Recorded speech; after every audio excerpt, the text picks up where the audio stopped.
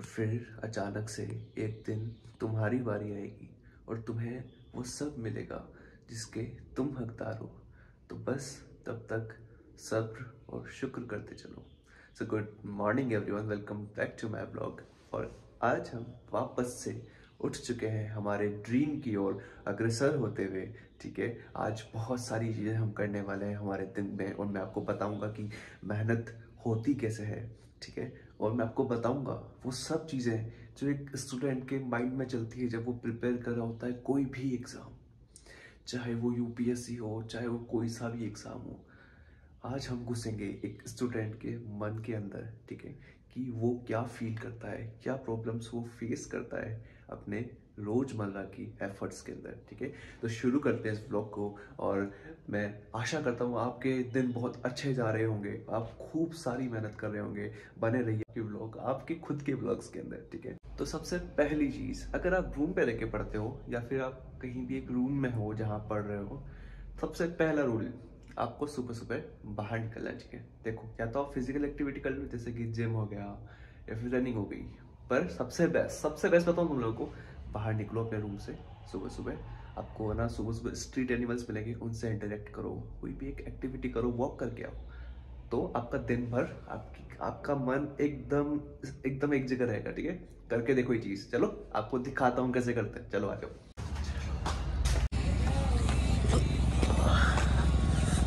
दोनों खा लो। Rule number 2, बहुत सारे गाने सुनो, जोएटिक गाने सुनो और खूब सारे मजे करो। ओरी छोरी बात मोरी, मैंने प्यार तुझी से है किया, ओ तेरे बिन मैं जिया तो क्या जिया, सपनों का बादल है मन तेरे कारण पागल है। समझ गए? कुल मिला के बात यह है, चाहे उल्टा सीधा गाओ, जैसा गाना है वैसा गाओ, पर गाने गाओ। ठीक है, इससे अपने मन को शांति मिलने, अपने दिन को स्टार्ट ऐसी दो, इतनी खतरनाक स्टार्ट दो कि वो स्टार्टिंग ही काफी हो आपके दिन को एकदम एनर्जेटिक बनाने के लिए। ठीक है, rule number 3, take a deep breath और अपने रूम को अच्छे से देखो कि आपने ये खुद से सजाया है। ठीक है, यहाँ आप मेहनत करते हो। खुद से सोचो, जिस रूम को तुमने तैयार किया है, जिस रूम में तुम अपना मोस्ट ऑफ द टाइम गुजारते हो, उसको एक सेकंड के लिए अच्छे से निहारो कि यार ये मेरा है और मैं क्यों कर रहा हूँ ये चीज़। खुद से क्वेश्चंस पूछो। ठीक है, और ले आया हूँ मैं, आज मैं नॉर्मल कॉफ़ी लेके आया हूँ बिकॉज कल एक बवाल हो गया था। एक कमेंट मेरे पास आया था कि आपका चाय वाला दूध एंड दूध वाली चाय इज मोर कंफ्यूजिंग देन अंडा पहले आया मुर्गी तो यार ये मैं क्या बोलता देता हूँ, मतलब मैं क्या क्या बोल देता हूँ यार। उस दिन में अब मैं नहीं समझा सकता इस चीज़ को। ठीक है, और अभी स्टार्ट करते हैं और धीरे धीरे सारे स्टेप्स क्लियर करते हैं। देखिए कि क्या करना चाहिए क्या नहीं करना चाहिए। ठीक है, तो वीडियो तो जारी रहेगी पर हमें हमारी पढ़ाई भी तो करनी है ना। मैं तुमको सारी चीज़ें बताऊंगा, धीरे धीरे बताऊंगा, बट मैं खुद की पढ़ाई भी तो करूंगा। ठीक है, तो अभी मेरा कल मैंने एंशिएंट हिस्ट्री पूरी खत्म कर दी थी। ठीक है, हिपे पूरे, सो काफ़ी टाइम लगा मेरे को, रात को 12 बज गए थे। ठीक है, हालांकि मैं सुबह जल्दी उठ जाता हूँ 3-4 बजे, बट फिर भी मैंने 12 बजे तक जग के कंप्लीट की। इसलिए आज मैं फिर थोड़ा लेट उठा, क्योंकि अगर आप अच्छी स्लीप लोगे, हाँ रूल नंबर 4, अगर आप अच्छी स्लीप लोगे तो आपकी मेमोरी रिकॉल पावर अच्छी हो जाएगी। ठीक है, अगर आप बेटर स्लीप ले रहे हो तो आपको याद ज़्यादा रहेगा। ठीक है, अगर आप कम स्लीप लोगे तो चीज़ें कम याद रहेगी। ठीक है, तो अभी एंशिएंट हिस्ट्री हो तो पूरी गई है, बट एक बार ऊपर से वापस देखना पड़ेगा क्योंकि रिवीजन मस्ट है। अगर आपने कोई चीज़ पढ़ी है तुरंत उसका रिवीजन करो, फिर एक वीक बाद उसका रिवीजन करो और फिर 1 महीने बाद इस तरह से रिवीजन प्रैक्टिस करते रहो। ठीक है, बट रिवीजन मत छोड़ना। ठीक है, अभी फटाफट से ऊपर से देख लेते हैं, देन आगे इस वीडियो को कंटिन्यू कर।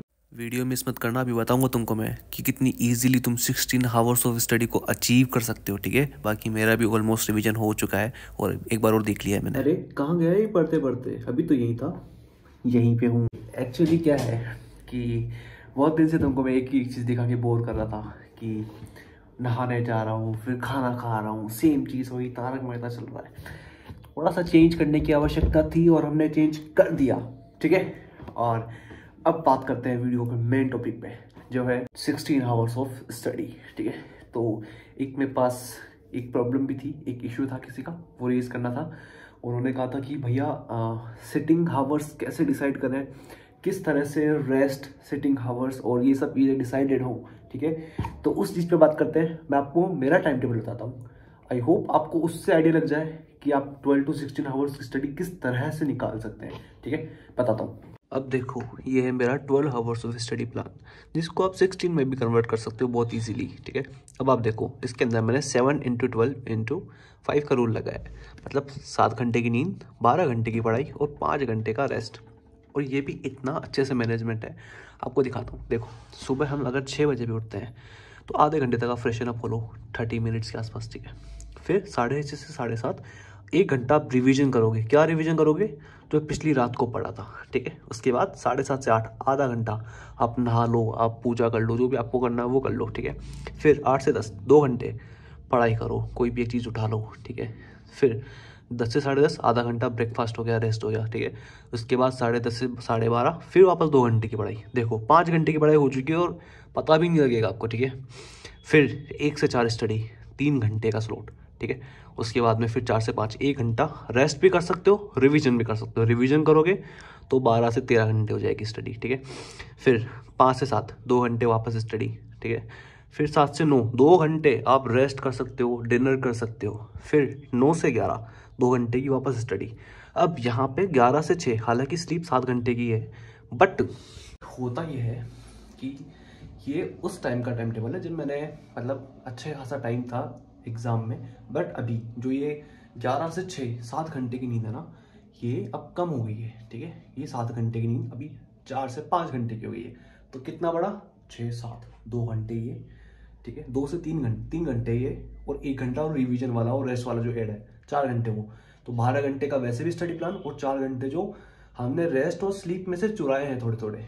तो 16 आवर्स ऑफ स्टडी इस तरह से आप कर सकते हो।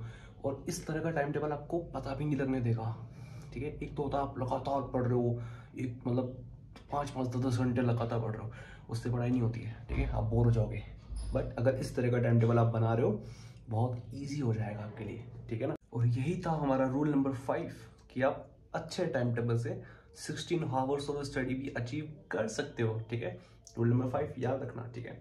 आपके हिसाब से मैनेज कर सकते हो। अगर आपको लगता है आप 12 घंटे में भी अच्छा खासा स्टडी निकाल पा रहे हो, बेस्ट है, ठीक है। अब बढ़ते हैं रूल नंबर 6 के ऊपर।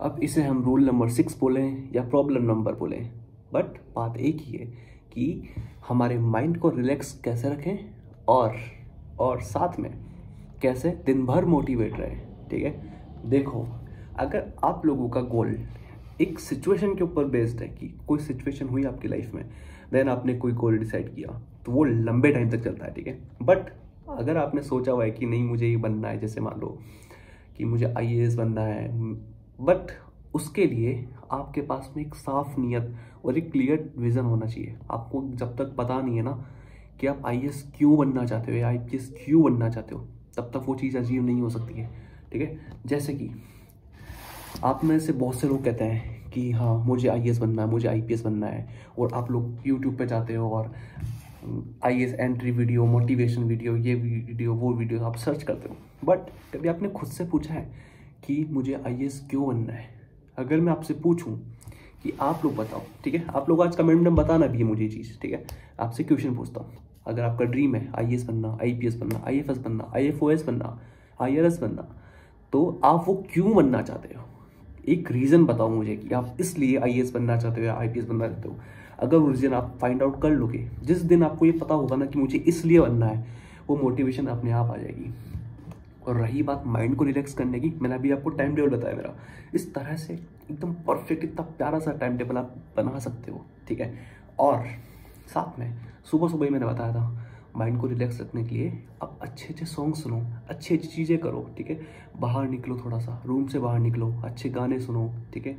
अपने दिन की स्टार्टिंग इतनी यूथफुल, इतनी अच्छी बना दो कि दिन भर आपका ऐसा जाए कि यार आज तो मैं क्या ही कर रहा हूँ। हालांकि डाउनफॉल्स आते हैं हमारी लाइफ में, अभी मेरा खुद का डाउनफॉल चल रहा है, लाइक यूट्यूब पे कोई वीडियोज़ मतलब व्यूज़ आ नहीं रहे हैं, मेहनत करे जा रहा हूँ। बट एक होप है कि हाँ एक दिन होगा, एक दिन ज़रूर होगा, बस मैंने बिना सोचे समझे ही कर रहा हूँ कि हाँ मुझे वीडियोस डालनी, तुम लोगों से इंटरेक्ट करना है तो करना है। व्यूज़ नहीं आ रहे कोई बात नहीं, एक दिन सब कुछ होगा, जो हमने सोचा है वो सब होगा एक दिन, ठीक है। तो इस तरह से आप खुद पॉजिटिव रह सकते हो। अब बारी है 7वें पॉइंट की, ठीक है। तो 7वीं चीज़ है सिलेबस को सिस्टमेटिक तरीके से कैसे कवर करें और हमारे नोट्स को इफेक्टिव कैसे बनाएं, ठीक है। देखो मैंने सिलेबस फ्रेम करवा रखा है और सिलेबस की अच्छी खासी हालत करी हुई है। अगर आपको मैं बताऊँ ना, देखो सिलेबस की ये हालत मैंने खुद ने करी है और सेक्शन वाइज चीज़ों को बांट रखा है। ये यूपीएससी का ऑफिशियल सिलेबस है। देखो इसको मैंने बांट रखा है कि पॉलिटी का कौन कौन सा पार्ट है, जैसे पेपर 3 है, ठीक है।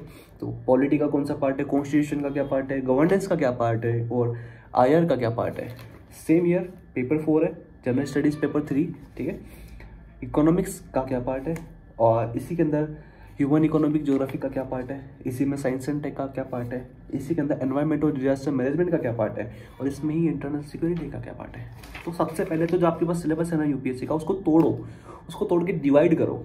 जब वो डिवाइड हो जाए देन आप उठाओ मैक्रो टॉपिक्स ऑफ सिलेबस, ठीक है। ये आपको जीएस स्कोर वेबसाइट पे मिल जाएगा, ठीक है। इसमें जितना भी सब्जेक्ट है ना, जितने भी सिलेबस है पूरा, उस सिलेबस को पेपर वाइज सब्जेक्ट वाइज तोड़ा गया है। देखो ठीक है कि एंशिएंट हिस्ट्री है तो एंशिएंट हिस्ट्री में आप कहाँ से क्या क्या चीज़ें टॉपिक वाइज पढ़ोगे, ठीक है। इसके बाद में लिस्ट ऑफ कीवर्ड्स, ये सिलेबस के अंदर से ही बना है, बट सिलेबस के अंदर जो कीवर्ड्स हैं उनको कैसे पढ़ना है, कौन कौन से कीवर्ड्स है सिलेबस के जो इम्पोर्टेंट है पढ़ना, ये उसके लिए, ठीक है। इस तरीके से सबसे पहले आप सिलेबस को समझो, ठीक है। और जब सिलेबस समझ जाओ उसके बाद में अपने रिसोर्सेज डिसाइड करो कि मुझे किन किन रिसोर्सेज पे टिका रहना है, ठीक है। एक परफेक्ट सेट ऑफ रिसोर्सेज करो कि हाँ मुझे ये रिसोर्सेज पे टिका रहना है, ठीक है। उसके बाद रही बात नोट्स की, तो नोट्स कैसे और किस तरीके से बनाने चाहिए। सबसे पहली बात तो आपने कोई चीज़ पढ़ी, ठीक है। पढ़ने के बाद में आपने उसकी सेकेंड रीडिंग लगाई, ठीक है। आपने उसकी थर्ड रीडिंग लगाई। अगर आप फर्स्ट रीडिंग में नोट्स बनाने लग जाओगे तो आप नोट्स की जगह एक दूसरी किताब लिख दोगे जो कोई सेंस नहीं बनाती है। बट जब आप थर्ड रीडिंग लगा लोगे तो वहीं पे अगर कोई एक पेज आपको कोई एक पेज भी लिखना होगा ना, आप उसको एक लाइन में लिख दोगे और वो लाइन लिखने के बाद आपको समझ आ जाएगा कि यार ये इस पेज की बात हो रही है। आपके सामने पूरा एक पेज आ जाएगा उस लाइन को लिखते ही, तो वो थर्ड रीडिंग की बात होगा। एंड अगर नोट्स को एकदम क्रिस्प बनाने, मैं 1000 बार कह चुका हूँ आप लोगों को, नोट्स बनाते टाइम सपोज़ आप कोई भी एक सब्जेक्ट पढ़ रहे हो, सपोज़ आप पॉलिटी पढ़ रहे हो या फिर हिस्ट्री पढ़ रहे हो, पॉलिटी पढ़ रहे हो, ठीक है। पॉलिटी पढ़ते टाइम आपने किसी एक टॉपिक पे अपने नोट्स बनाए, ठीक है। सबसे पहली बात तो अगर आपने सिलेबस ढंग से पढ़ा हुआ है, आपको पता होगा कि ये टॉपिक मेरे लिए इंपॉर्टेंट है या नहीं है, तो तभी आप उसके नोट्स बनाओगे जब आपको पता होगा, ठीक है। आप नोट्स बना रहे हो, ठीक है। आपने एक पेज में एक टॉपिक से रिलेटेड नोट्स लिखे खुद के, जो बुलेट पॉइंट फॉर्म में है, ठीक है। अब वहीं पे उस टॉपिक से रिलेटेड क्या क्या चीज़ें पीवाईक्यूज में आ रखी है। देखो अगर किसी टॉपिक से रिलेटेड चीज़ें पीवाईक्यू में आ रही है मतलब वो टॉपिक इंपॉर्टेंट है, और यही बताता है कि हमें जब एक बुक पढ़ रहे होते हैं तो क्या चीज़ें हम छोड़नी चाहिए और क्या क्या चीज़ें हमें पढ़नी चाहिए। वो पीवाईक्यू एनालिसिस करने के बाद ही आएगा। जब तक आपने पीवाईक्यू एनालाइज नहीं किया ना, आपको नहीं पता पड़ेगा यार कि मुझे इस पूरी बुक को पूरा पढ़ना है या इसमें से कुछ छोड़ना भी है। जब तक आपको जिस दिन आपको ये पता पड़ गया ना मुझे ये बुक में से ये छोड़ना है और ये पढ़ना है, उस दिन आपको कोई नहीं रोक सकता, ठीक है। तो सबसे पहली बात नोट्स बनाओ, उस टॉपिक से रिलेटेड क्या क्या चीज़ें पीवाईक्यूज में पूछी गई है वो भी वहीं लिखो, और उस टॉपिक से रिलेटेड क्या क्या चीज़ें अभी तक न्यूज़ में आ चुकी है, करंट में भी क्या चल रहा है उससे रिलेटेड वो भी वहीं रख लो। वो बनेगा आपका कंसोलिडेटेड फॉर्म ऑफ नोट्स जो हेल्प करेगा आपको थ्रू आउट द जर्नी, ठीक है। तो ये थी मेरी कुछ बातें आप लोगों के लिए, और अभी मैं वापस पढ़ना स्टार्ट करूँगा। हालांकि मैंने आज ये वीडियो केवल आपको ये बताने के लिए बनाई थी कि आप कितना easily 16 hours of study plan decide कर सकते हो, ठीक है, और किस तरह से अपने सिलेबस को कवर अप कर सकते हो, अपनी जर्नी को एक पुश दे सकते हो, ठीक है। और हाँ एक चीज़ आपको बतानी है, कल या फिर परसों मैं एक ऐसी जगह जाने वाला हूँ जहाँ से इस पूरी जर्नी की स्टार्टिंग हुई थी, जहाँ से मेरा ये ड्रीम स्टार्ट हुआ था, जहाँ से मैंने ये सब कुछ स्टार्ट किया था, चाहे वो यूट्यूब हो, मेरी यूपीएससी की तैयारी हो, सब कुछ इससे सब कुछ जुड़ा हुआ है, ठीक है। वहाँ हम चलने वाले हैं कल या फिर परसों, तो बने रहो इस व्लॉग में और देखते रहो इस व्लॉग को, ठीक है। तो आई होप सूर्यवीर आपका भी डाउट क्लियर हो गया है, क्योंकि बहुत दिन से ना इनका कमेंट आ रहा था कि भैया प्लीज़ बता दो कैसे क्या तैयारी स्टार्ट करूँ। बता दिया है मैंने कि पहले सबसे पहले आपको सिलेबस को कैसे क्या करना है, सिलेबस के साथ आपको क्या करना है मैंने आपको बता दिया है। देन आपकी तैयारी स्टार्ट करो। मैंने नोट्स बनाना आपको सिखा दिया है, सिलेबस को डिकोड करना मैंने आपको सिखा दिया है, ठीक है। बस ये कर लेना, आपको अपने आप पता पड़ जाएगा। बाकी मैं हूँ आपके साथ, आपको कोई भी क्वेश्चन होगा मैं बताऊँगा, ठीक है। थोड़ा सा सब्र रखना, हो सकता है एक दिन में ना बताऊँ पर दूसरे दिन बता दूंगा, ठीक है। तो कल मिलते हैं नेक्स्ट व्लॉग में। मैं आशा करता हूँ कोई व्लॉग पसंद आएगा और काफ़ी इन्फॉर्मेटिव भी लगा होगा, ठीक है। आज मैं आपको वही रोज़ की चीज़ दिखा के बोर नहीं करूँगा, ठीक है। और रही बात कल के क्वेश्चन के आंसर की, तो कल बताऊँ तो चलेगा, माफ़ कर देना। आज मतलब था तो वो बहुत ईजी सा, और यमुना वर्ड था। लोगों को, कुछ लोगों को यमुना भी लगा, मतलब दो तीन लोग हैं जो मतलब कंसिस्टेंट हैं आंसर्स देने में, उन लोगों को यमुना लगा। आई थिंक मेरी ही बोलने की मिस्टेक थी, बट कोई नहीं, कल डिसाइड करेंगे उस चीज़ को। यमुना वर्ड था वो। और कल मिलते हैं नेक्स्ट व्लॉग में। मैं आशा करता हूँ आपको ये व्लॉग बहुत पसंद आया होगा, और तुम लोगों का चैनल है, तुम लोग जो बोलते हो मैं वो करता हूँ, तो तुम लोगों की जिम्मेदारी बनती है इस चैनल को उठाने की। आई बात सामने, कान खोल के मेरी बात सुन लो, ठीक है।